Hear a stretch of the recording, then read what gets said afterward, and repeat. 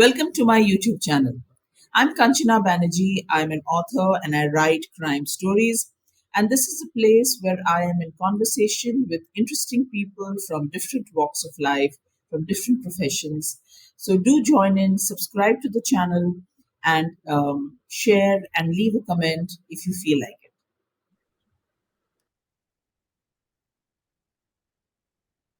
So today's guest is a very dear friend of mine and a very accomplished author. Both of us began our writing journey more or less at the same time, and it gives me great pleasure and joy to see her, accomplishing one feat after another, write one wonderful book after another. Uh, and the person is Richa Mukherjee. So a very warm welcome to you, Richa. I'm so happy that I'm doing this podcast recording with you. So welcome to Telltale with Kanchana. Thank you so much, Kanchana. And speaking of reinventing and constantly churning out something wonderful and creative, congratulations on your podcast. I mean, I've been part of your online Insta journeys since you started your sessions, and I couldn't be happier that now I have moved formats, but we're still chatting. So, congratulations. Thank you so much. And yeah, I just thought that Instagram lives they come with their own technical difficulties and technical glitches, which has become rather frequent, especially with my Insta lives. And the entire novelty of trying out a different platform, a new platform, was very exciting. So I thought, why not change it? And always, it's always exciting to learn something new. So. Um, that but okay, so enough about me, and this is the session is about you, the conversation is about you and your wonderful books. So let's go a little back in time. And before I not that you need any introduction, Richa, but just to give an introduction. Richa is an author. She's an ex-journalist. She's been part of the advertising industry for many years, which she gave up to become a full-time writer. And of course, she has written multiple books, and all her books have done very well, and each very different from the other. So different hats, and she's an avid blogger, and she's won a couple of awards for her blogs. So, Richard, going back a little in time, this is after your first book was published. That's I did not expect to be expecting. And then, so this is probably we are talking about say 2017 or so. I think 2016 is when your first book was published. So, what is the thought that went into the conception of Kanpur Khoofiya? Honestly, Kanchana, at that point in time, I was riding this euphoric wave of, gosh, I have a book out and it's out in the world. I wasn't specifically looking for things to write. I just knew that I wanted something interesting to write about. And very often, when we meet with a certain degree of, success or something good happens, you want that journey to continue. And then you start wondering what now.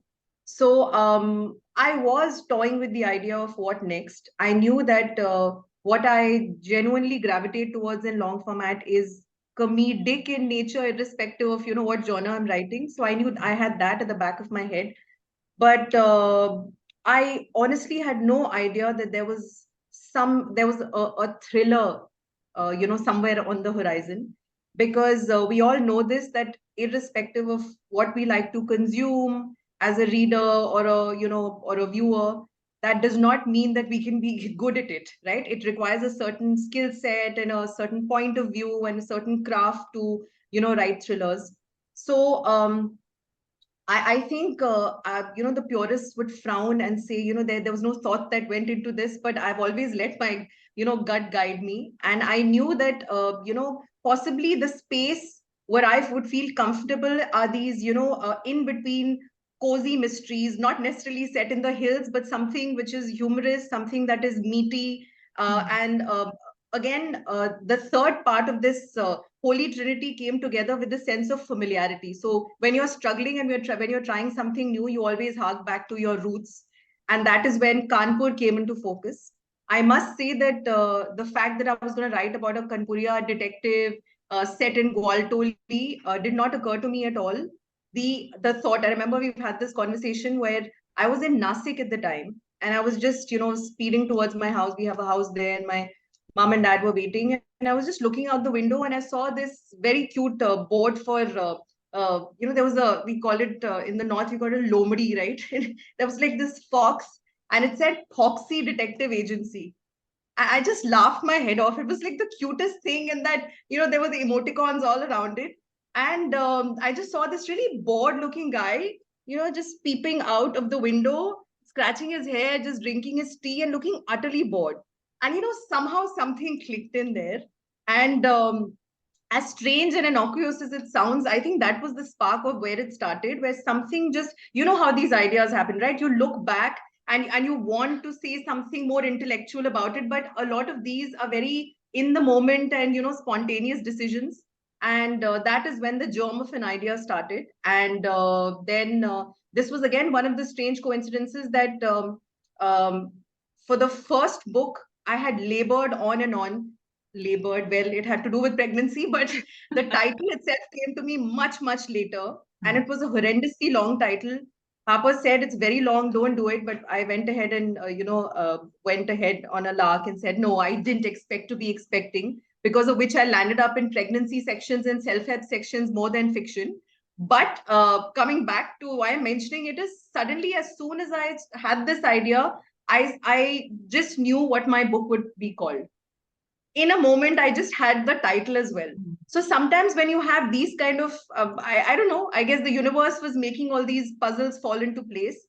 And for me, you're a very methodical and structured writer. I remember I have read some of the books you've recommended. I remember I bought Plot Whisperer because you had mentioned it. But for me, I think when I start writing, when the ideas come to me, it's always like a log line, which in screen parlance is that one summation, right? One line. And that essentially came to me. It's this story about this Kanpuriya detective, and I created a space. Then I just kind of went. I knew I had to set it in a small town. Not that a lot of Kanpuriyas have, come to me and said, "Why do you call it a small town? It's not even a tier 3 city. Why are you calling it a small town?" So, I mean, of course, I'm not getting into specifics and statistical evidence, but all I knew was that in character, I had preserved Kanpur in my head the way I had grown up there, and my memories of it, and that is what I wanted to preserve and kind of put forward. Of course. And then the characters and the space started evolving, and from there, that is when I actually structured some sort of a very I'll say a very frugal and a very anorexic story. And then when I broke it down and started writing it is when So, it all came. I completely agree with you that, the first thought or the first flash of that idea is, it's always like a bolting, it just strikes you. And it happens at the most unexpected of places. It happens, from, like at a place, at a time when you least expect it. And then, the rigor starts. So, tell us a little bit more about how you crafted the character of Prachand Tripathi and his wife, and what are the different nuances and aspects that you, or behavioral aspects and characteristics that you gave to this husband-wife duo and their dynamics. Tell us a little bit about them. So, anybody who's ever written any detective fiction or any investigative series or is trying to craft a character, and you would know this with the beautiful ones you've done with Until I Find You, and even with Eye on You, which had, I think, the lady inspector. Anybody who's trying to create these kind of characters, I think, will not contest the fact that we all lovingly doff our hat to, the OGs and Arthur Conan Doyle's and your Auguste Dupin and your Yonkesh Bakshis of the world. So I've always been fascinated with detective fiction and crime fiction, but when it came down to it, if I it can be very disconcerting, and you feel overwhelmed because you can craft anything, and you're creating an entire person. And while you're inspired by something, it doesn't necessarily mean an emulation, is going to get you anywhere. So I was looking at this vast expanse of influence when it came to detective characters. Yet I knew that the one that I have been enamored by most specific, much more, was Byomkesh Bakshi. Because in my head, whatever I read of him, he was very Indian. He was very undetective in every sense, very much not like a detective in every sense of the word. And he was an iconoclast. He didn't give a rat's ass about what the British want, what the authorities and the powers that be wanted to do. He put on his dhoti and he went ahead solving everything. And he when the world was zigging, he was the one zagging. And I love that quality about him. So I already knew I had this Indian detective at the back of my head. Having said that, just for the heck of it, I did not want him to be a somebody who's a broody character, who's so sharp that he's consumed by his entire world. I wanted him to carry the burden of being a regular Indian householder as well. It's some guy who's absolutely passionate about uh, and sometimes we have these dreams, and especially depends on the influence in the environment you've come from. Sitting in Kanpur, even I can tell you that if I ever told my parents that I wanted to be a detective, they would have been like, "Beta, muh dho ke aa jao," from an IAS background and all of that. So sometimes, so I genuinely reflected this struggle and articulation problem with towards finding your purpose through Prachand as well. Because early on in the book, I established that look, even he didn't understand how to articulate his purpose. He wanted to do, he was interested in these set of books, and sometimes looking for items that have been misplaced doesn't make you a detective, or doesn't Of course, and create you know, give and you that and purpose. what makes him very cute and special is that he's adorably henpecked, and his wife Yes. Vidya takes over him. But there is a very smart, smart and sharp mind at play when it needs to come out. So it's Yeah. he, And yeah. So he's goofy, but he's not a dumb guy. exactly. He's very sharp, but when it comes to the household, and that is a contrast that I wanted to highlight as well. You know that humor is an interesting way to, Mm, play with a lot of societal messages and traditional, learnings that we have, and the mm, kind of conditioning that we're used to. So he's part of this traditional household in a very conservative part of the country. He has a typical homestead where the men are running the house and doing the work, but here we have a man who cannot take a step without consulting with his wife. mm, She's managing all the finances. He cannot raise his voice to his mother. The doyen of the household is his 87-year-old. The grandmother, who has everybody under her thumb. So it was a very interesting, it was a very interesting mix of characters in my head as well, and I just wanted to challenge a lot of things while I was creating these characters. yeah. So, and another thing is he's very vulnerable, and I genuinely liked him for that, because he's vulnerable. He has all these very interesting and necessary characters and skill, traits and skills to be a detective. But on the other hand, he's very vulnerable. He makes mistakes. He second guesses his decisions. He's always looking at his wife's face, and he's happy to be henpecked, like you said. Mhm. So that for me made him endearing, and I think it made him believable. And that's what I've Absolutely. heard from a lot of readers Uh, as well. and that and exactly, and as you say, that is one of the reasons why the book kind of clicked with the readers, and why it kind of became such a popular read. And also, I think one of the reasons why a very reputed production house has picked up the optioning rights for a web series, because it's Indian, it's very believable, and the characters are very different and unique. They are not stereotypical detectives that we see in the OTT web series, that a brooding guy with a dark past and etc. So I think that really goes kind of for the book. And hats off to you, Richa, for having created such a beautiful, believable world of Prachand and his wife, and all the karnamas that the two of them do together. And and when I look back, all this was, so right now, if you look at the OTT space, there are a lot of these small town stories. There's That's like like that. That's like that thorn. That refuses. That is a Nasu now. Because as soon as I wrote about Prachand, there was just a flood. There was a exactly, tsunami of small yeah. town characters. Everything is set in a small town now. Yeah. So the thing is that, I mean, you were actually one of the forerunners, one of the front runners in this, entire concept of coming up with a small town story and a small town detective. And hats off to you. So, my next question, Richa, is, so I'm just trying to get into your headspace of at that time that you'd just written your first book, a very urban story of a woman who's newly married, and she has had a sudden pregnancy, so a very urban tale.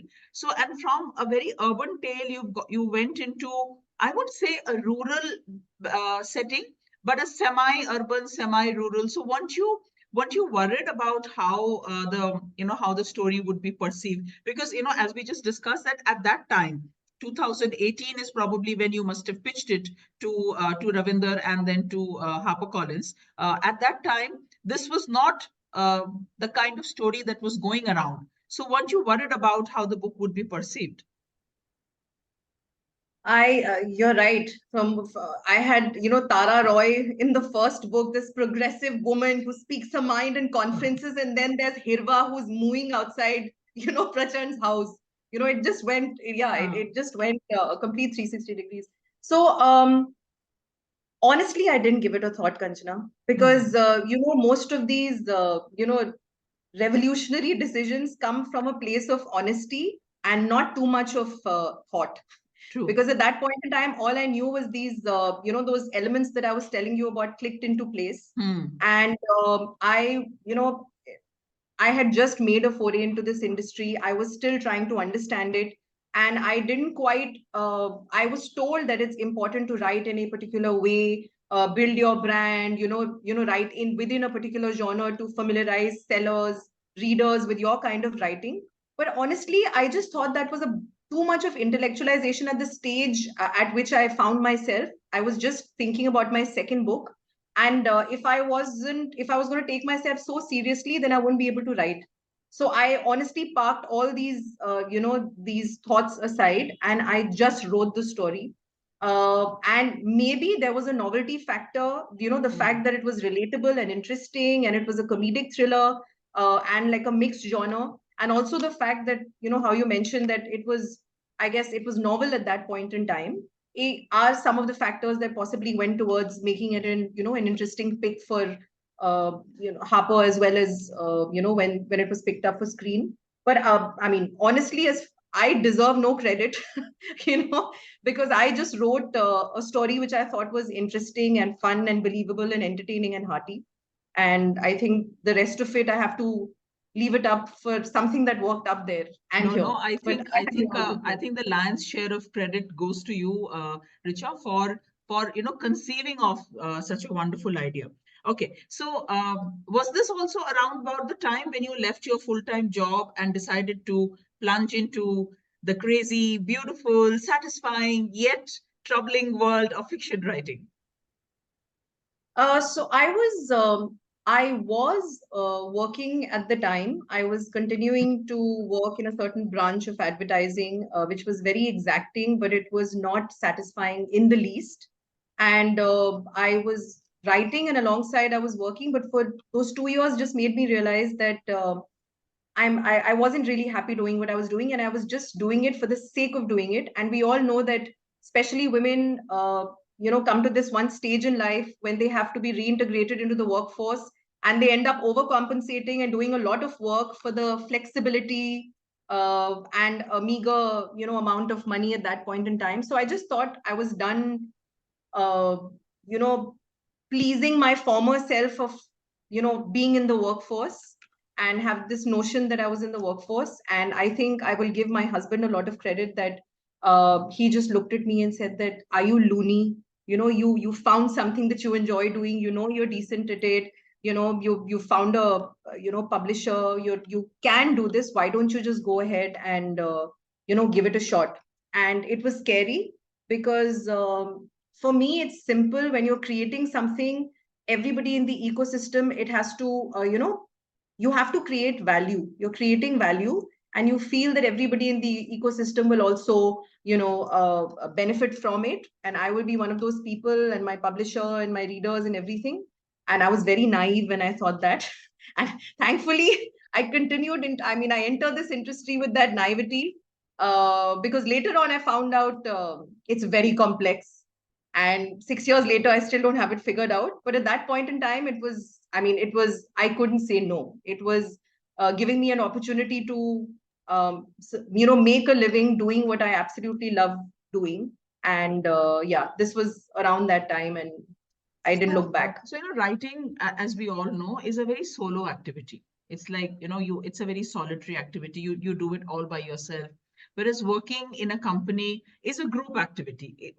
Or maybe, kind of there is a certain camaraderie, there is a certain, kind of office atmosphere that you're part of. Do you on some days regret leaving your job for an occupation or for an activity which is just you, your thoughts, and your characters? So I have no qualms in admitting that I mean, I will not even hesitate and say that there are times where I've been miserable and I was wondering what on earth I've done, because we all, there is a great degree of comfort in structure as well. And when when it comes to, it's not just about, it's not just about your salary, and it's about an environment. We're all social beings. There's a structure in place. You do what you're good at. You're there for a particular, set of skills. You deliver, and it's comforting. It's familiar. It's interesting, and it's nice. And I happen to love everything I've done. When I was in journalism, when I was doing, when I was in advertising, I it's not that I was just jumping from profession to profession. I genuinely enjoyed what I was doing. So I felt alienated. I felt lost, and there were many days I was wondering what on earth I've done. But I have also come to realize that there is a part of me which is happiest just sitting in a corner and writing. And this profession is able to tick and assuage that part of me, which you can't do with anything else, absolutely anything else. So I think I have come to appreciate what it is in all its forms. It's isolating. It is, there are days when I feel lower than a grasshopper's knee and question everything that I do and what I'm doing. And on other days, I celebrate the fact that I can sit at my desk, create something which will take some time, but will ultimately create value and give a lot of happiness to people, and myself included. So I've learned to appreciate it in all its forms now. Good. Finally. So what is your daily writing routine like? I mean, since you are at home writing all the time, I know that you have a kid, you have a dog, and of course you have your husband and your family. So how do you juggle all this with writing and your other schedules? I would like to keep a schedule, Kanchana, but unfortunately, as well-meaning and loving as friends and family are, I don't think people can ever really truly appreciate what it is to work from home. And those daily interruptions continue. But I have found slots in the day when I can, shut the world out and, be in my room and just, and I've also learned that over a period of time that I need to give myself deadlines, because as a writer, I am, intuitive and structured both, but somewhere in the middle. And if I let myself meander, I can take my own sweet time. So now I know that with a focus in mind, with a deliverable in mind for that particular day, if I take small steps and I've structured my week, I don't go further than a week, because I know that things happen along the way, and which will completely change my plans. So I take small steps. I've become a little more structured and organized and disciplined like you. So I have my organizers, I have my diaries, and I just hope that maybe I can keep to about 30-35% of it, and that'll be good enough for me. Because once I get down to it, once at my desk, I'm at my desk, I'm focused and I'm quick. It's just that getting to my desk is the hard part. So I find, I mean, I if I get too stressed about it, then I know when I get to my desk, I'll be too stressed to write. So then I'm more accommodating now, and I know that even if I get to my desk for about an hour or two, or maybe 2.5 hours a day, that's all I need, and I'll eventually get where I need to. So you have a specific time in the morning or in the evening or at night. What is like? I love writing in the first half of the day.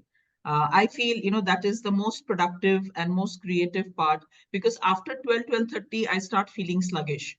So but then I know people who start writing after dinner. They, when the world goes to sleep at 10 o'clock, like Ashwin Sangvi has told me, many other authors have told me that they love writing in the night. Like Anirban is one person who says he loves writing at night. So what about you?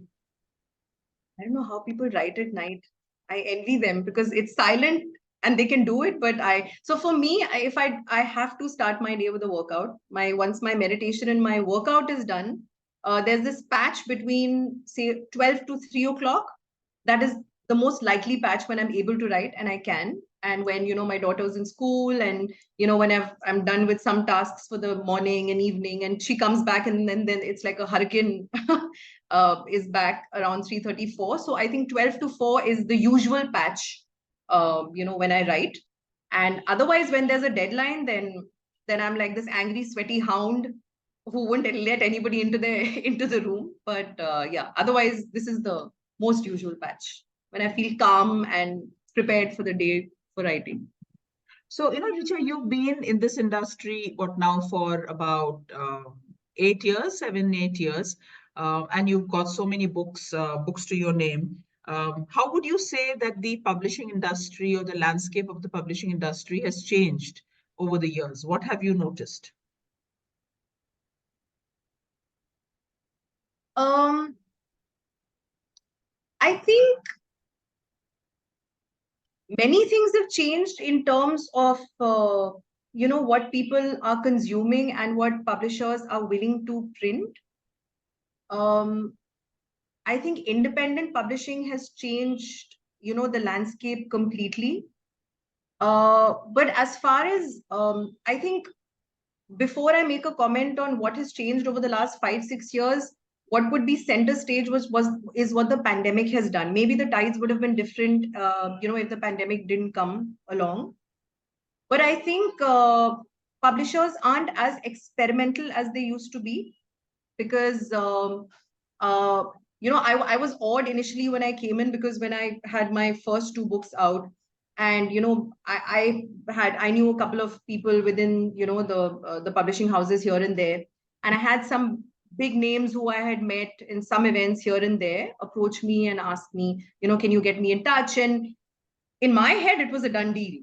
Like, this personality is wanting to write a book. Of course, this publisher is going to fall over himself and, and herself and want to publish. They were all, tata bye bye. They were all sent off. Nobody, and they didn't, they eventually ended up either self-publishing or going to some other publishing house. So at that point in time, there was, I think, there was a certain sense of confidence, there was a certain sense of experimentation, and there was a certain amount of predictability in terms of how publishers were planning their publishing schedules. Who is it that they could bet on? There was a mixed bag of, these are the established names, we know there's a certain revenue coming from here, these are the new people we want to give a chance, these are the expected revenues, and there was a certain amount of predictability. I'm assuming on their behalf. But I think the pandemic changed all of that. And then there have been like there are strange things I've heard about. Firstly, the fiction not selling at all. Crime doesn't sell at all. Anything we want to write doesn't sell. In addition to that, paper shortages. I didn't even realize how Ukraine was affecting us. And there was that entire year I was waiting, and I was told that there are acute paper shortages. So the printing and the publishing industry, magazines, nothing is being printed. So we're in this global bubbling pot of everything that is happening. I think the publishing industry has also been tossing and turning, and poor things. I mean, it's not easy for anyone. So I think it's a stage where people are writing without inhibitions, whether it's independent publisher, independent authors, whether it's people experimenting with genres. I think the writers have a lot of confidence and they're just writing away. But it's just that I think the publishers are being a little more cautious, and that's fair enough.